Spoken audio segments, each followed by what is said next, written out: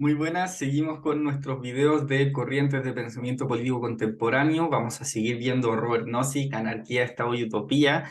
Y hoy día nos convoca lo que es los comentarios de Nozick a la teoría de la justicia de Rawls. Una crítica extensa, Nozick toca varios puntos, algunos de ellos muy duros, pero siempre en un marco de respeto. Hasta ahora lo que hemos visto es el objetivo de la teoría de Nozick. Vimos cómo él deriva el estado mínimo, él demuestra con una teoría de estado de naturaleza que un estado mínimo podría surgir sin violar los derechos de las personas a través de un proceso de mano invisible en el cual las decisiones libres, individuales y no coordinadas de los individuos dan espontáneamente como resultado una agencia de protección dominante que tiende a cumplir las funciones de un Estado, puesto que ejerce un monopolio de facto de la violencia en un territorio y además extiende su protección a los no clientes mediante un esquema de cupones de pago o similar. Así, el Estado mínimo surge de forma legítima, pero es el único Estado que puede surgir de forma legítima. En el video anterior vemos cómo Nozick cuestiona las teorías de justicia distributiva que proponen un Estado más extenso que el mínimo por encontrar que la intervención que requiere mantener una pauta de distribución en una sociedad vulnera los derechos de las personas al requerir intervenir constantemente en sus vidas, impidiendo que decidan qué hacer con sus recursos, lo que ellos quisieran hacer con ellos. Equipara lo que es los esquemas de redistribución al trabajo forzado y a un esquema de copropiedad de las personas, puesto que uno es dueño del trabajo del otro y por ello tiene un derecho a ser financiado por impuestos. Esta es la crítica que Nozick hace a los estados más extensos que el mínimo, pero necesita una contraparte, una teoría sólida con la cual disputar para mostrar la fortaleza de la que él está proponiendo. Necesita un rival, y el rival que Nozick va a encontrar es otro que el filósofo más importante, en mi opinión, del siglo XX, al menos en el ámbito político, John Rawls, a quien ya hemos visto extensamente con su teoría de la justicia. Nozick y Rawls hicieron clases juntas en Harvard. De hecho, ellos se llevaban bien, se comentaban los trabajos. Rawls agradece los comentarios de Nozick en Teoría de la Justicia, y Nozick tiene una dedicatoria muy bonita a John Rawls en este libro, Anarquía, Estado y Utopía, que yo la voy a dejar aquí. Es una dedicatoria muy bonita que nos hace ver también que en la filosofía política hay una empresa cooperativa, es una comunidad de la que uno forma parte en busca de la exploración de los conceptos filosófico-políticos, su significado en nuestra vida, y que no debería ser una empresa marcada por el rencor ni el odio, no debería ser una comunidad marcada por esos vicios. Creo que Nozick y Rawls ejemplifican esta camaradería y creo que muchas veces sus seguidores no lo hacen, así que espero que veamos la teoría política como algo que esté a su altura. Con todo, lo cortés no quita lo valiente y las críticas que Nozick hace a Rawls son críticas muy duras. Recordemos que la teoría retributiva de Nozick tiene como preceptos, como principios fundamentales, algo que él denomina principios históricos. Los principios históricos de justicia estipulan que una distribución es justa en la medida en cuanto se ha llegado a ella a través de decisiones justas. Es decir, una distribución es justa si el proceso que la produjo es justo también. Y se consideran las cosas como han sido en un tránsito histórico de decisiones y bueno, contextos de esas decisiones. Así que Nozick establece dos principios de justicia y un tercero.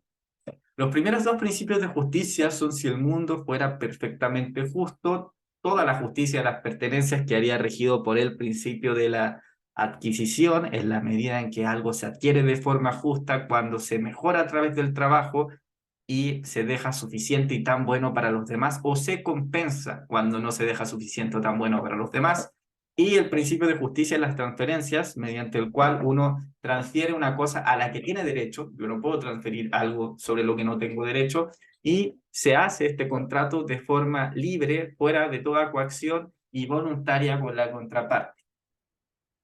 El tercer principio, que es el principio de retribución de las injusticias, solo comienza a regir en caso de que sea necesario compensar injusticias pasadas que empeoren la situación de algunos en esta sociedad.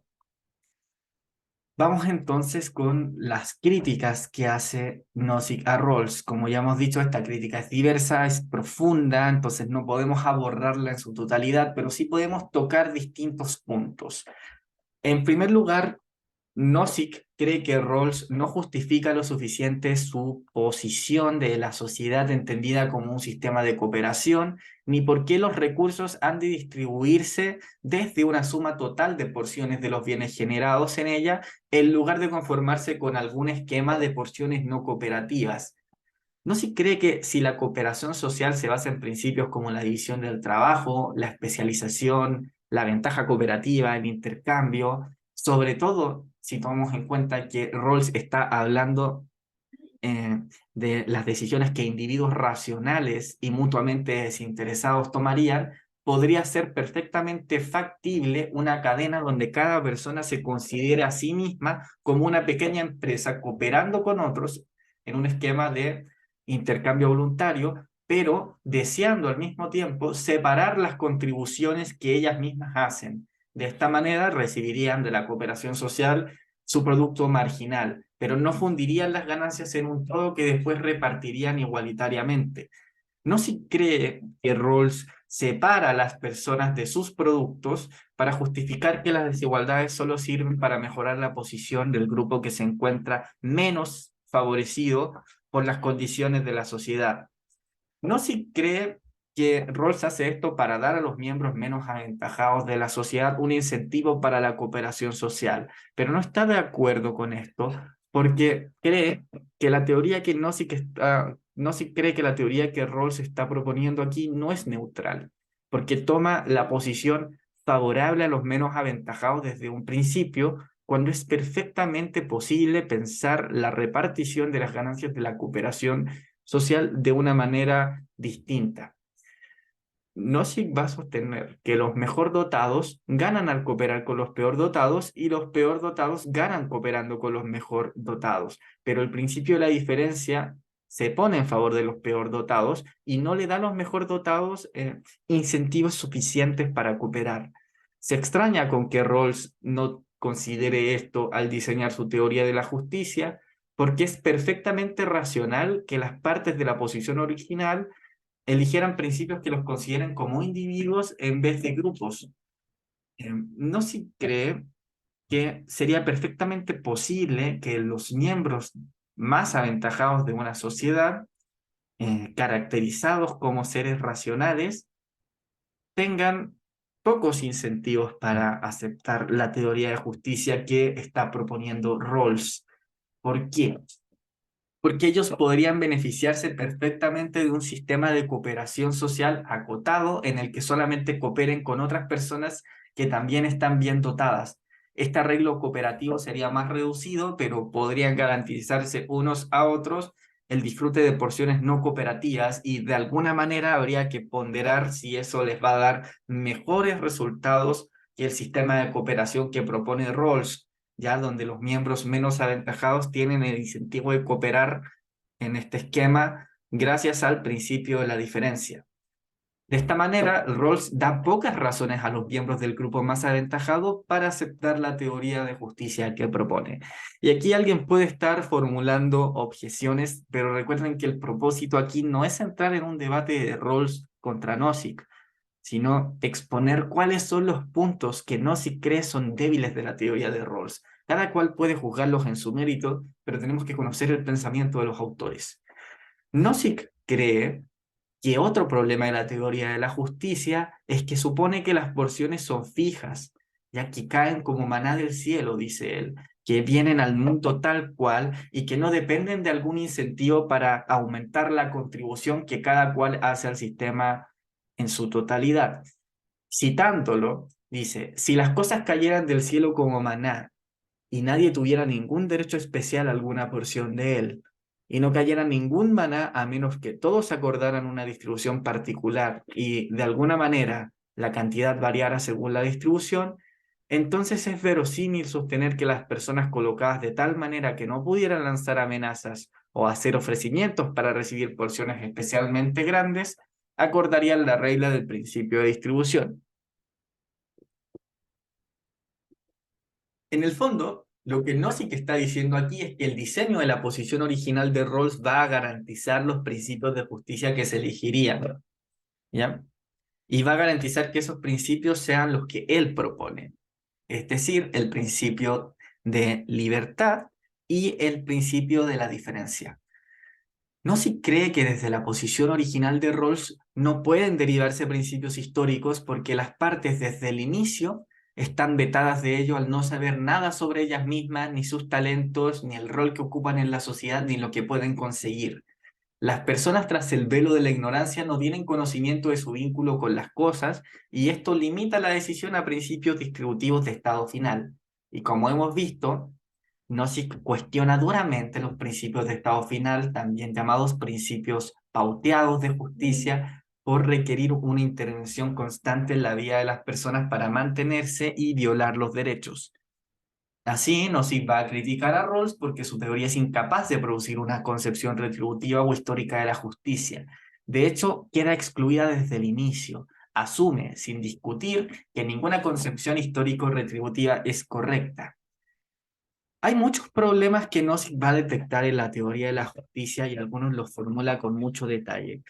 Uno de ellos, que es especialmente polémico y que ha sido abordado por otros autores como Nagel, es que para Rawls los principios de justicia no pueden aplicarse a situaciones micro, solo a situaciones macro, es decir, a la estructura básica de la sociedad. No se cree que esta es una decisión arbitraria, porque existen muchos ejemplos particulares donde al aplicar los principios de justicia de Rawls, especialmente el principio de la diferencia, a situaciones de micronivel, como podría ser, por ejemplo, un hogar, se producen situaciones injustas. Piénsese, por ejemplo, en una familia que gestiona todas las relaciones interiores y el futuro de sus hijos pensando en que las desigualdades entre ellos vayan en favor del menos aventajado.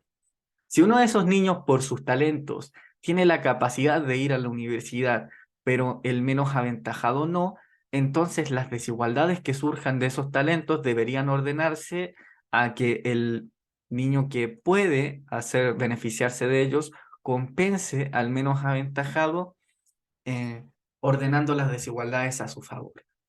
No se cree que esto es evidentemente injusto, porque no se le puede exigir esa obligación al chico solamente porque tiene una dotación mayor de talentos que su hermano menos aventajado.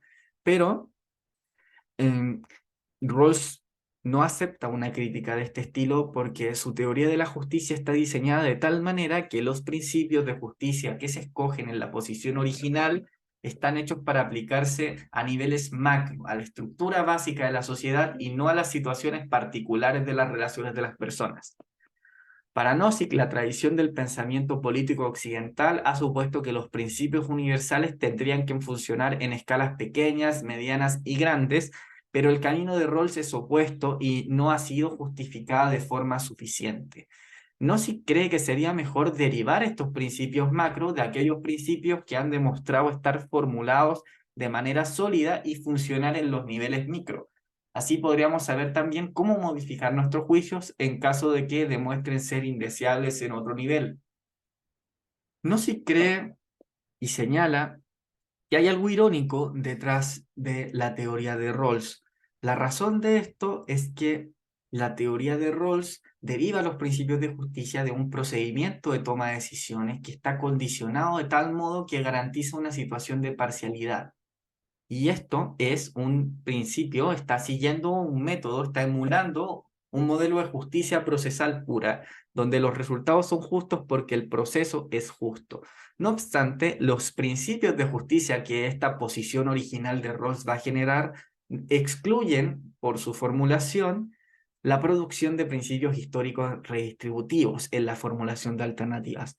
Recordemos que los principios históricos retributivos establecen que una distribución es justa si se ha llegado a ella a través de interacciones justas, de una forma justa. Y es irónico para Nozick que la posición original de Rawls esté diseñada sobre criterios histórico-retributivos o procesales en lenguaje de Rawls, pero impidan la formulación de alternativas de principios de justicia del mismo tipo. Si la elección del diseño se funda en razones que apoyan esta metodología procesal, no habría razones para excluir que se produzcan resultados de la misma índole. En su lugar, la teoría de la justicia solamente puede producir, debido a las caracterizaciones del velo de la ignorancia y las restricciones del razonamiento de las partes de la posición original, principios de estado final o pauteados. Nozick también va a discutir en largo el que Rawls rechace un esquema de libertad natural.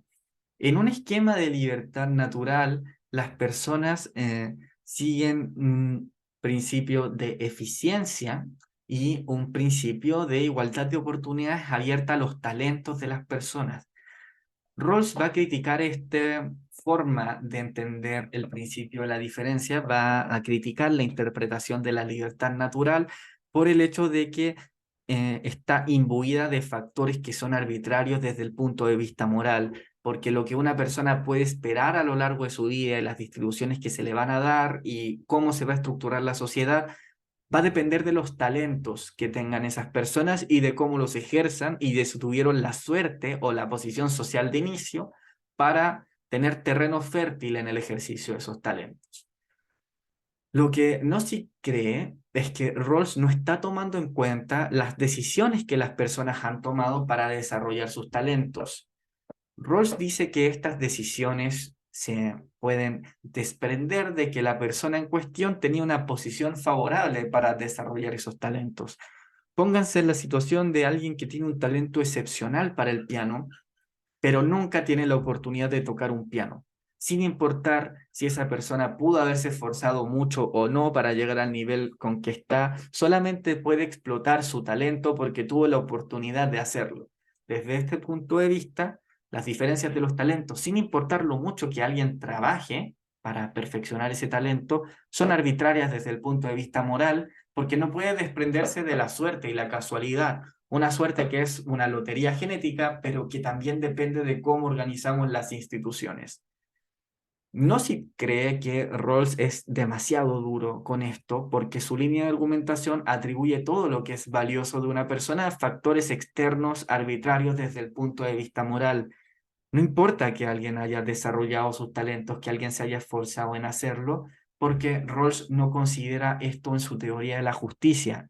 No importa que alguien tenga derecho a lo que ha conseguido con el esfuerzo que ha puesto en sus talentos, porque esto está imbuido de factores externos. Así, Nozick cree que no hay un argumento convincente para eliminar o siquiera minimizar las diferencias que surgen de los talentos naturales de las personas, y de hecho cree que Rawls, al separar la persona de sus talentos, tiene una concepción pobre de la persona porque la está cercenando de algo que es algo que la define. Rawls también dice que en la sociedad entendida como un sistema de cooperación social, las personas son capaces de participar en la suma total de ventajas y beneficios, son beneficiadas, sus vidas son mejoradas por los talentos de los demás y también pueden mejorar la vida de los otros con sus propios talentos. La distribución de talentos o dotes naturales viene a ser una suerte de dote colectiva, y no se cree que esto es similar a una situación de copropiedad de las personas porque uno no tiene un derecho a reclamo de lo que puede conseguir en base a sus talentos, pero esos talentos sí benefician a los demás y los demás pueden beneficiarse de lo que uno logre con los talentos. Están ordenados para beneficiar a los miembros del grupo menos aventajado de la sociedad. Aquí lo que va a decir Nozick es que si no hay razones de peso para defender la postura de Rawls al no considerar los talentos en la distribución en su teoría de la justicia, no se puede descartar que la envidia sea uno de los factores determinantes del diseño de la posición original. Ahora, Nozick cree que de haberse generado un conjunto de preferencias de forma adecuada, ningún argumento de justicia distributiva tiene éxito para apoyar un Estado más extenso. Lo mismo ocurre con la estipulación de Locke. Nozick afirma que esta rara vez puede justificar regulaciones fuertes porque no tendería a activarse en demasía en una sociedad regida correctamente por un libre mercado eficiente. Nozick también tiene la idea, y este es un punto que es problemático porque hasta ahora ha sido muy absoluto con sus juicios. Pero Nozick tiene claro que el mundo no es perfectamente justo y que pueden existir injusticias pasadas, ¿ya? Y que a veces vamos a tener que interceder para rectificar esas injusticias. Nozick dice que si la injusticia pasada ha conformado las pertenencias presentes de varias maneras, unas identificables y unas no, debería hacerse algo sobre aquellas injusticias para rectificarse. Y esto podría dar lugar a que se necesite alguna forma de compensación basada en información histórica, pero no se, está claro que el tipo de información histórica que se requiere para interceder de forma 100% fiable es imposible de conseguir. Se necesitaría una matriz de datos exageradísima en tamaño y aún así no nos garantizaría que llegáramos siempre a la mejor opción. Por tanto, podría ser necesario ocupar algunas formulaciones de principios de justicia, como podría ser el principio de la diferencia de Rawls, como una burda regla práctica, al menos por un tiempo. Lo que no se quiere decir aquí no es que el principio de la diferencia de rol sea justo, sino que en ausencia de información histórica necesaria para compensar las injusticias cometidas en el pasado, podría utilizarse su máxima como regla práctica, es decir, como un modelo de gestión para hacer algo. No algo ideal, pero algo que se puede hacer. Nozick va a cerrar esta parte del libro reconociendo que estas injusticias podrían ser tan grandes que podrían hacer necesario un estado más extenso de forma temporal para rectificarla. Y así llegamos al fin de esta parte de la teoría de Nozick, anarquía, estado y utopía. Muchas gracias por llegar hasta acá.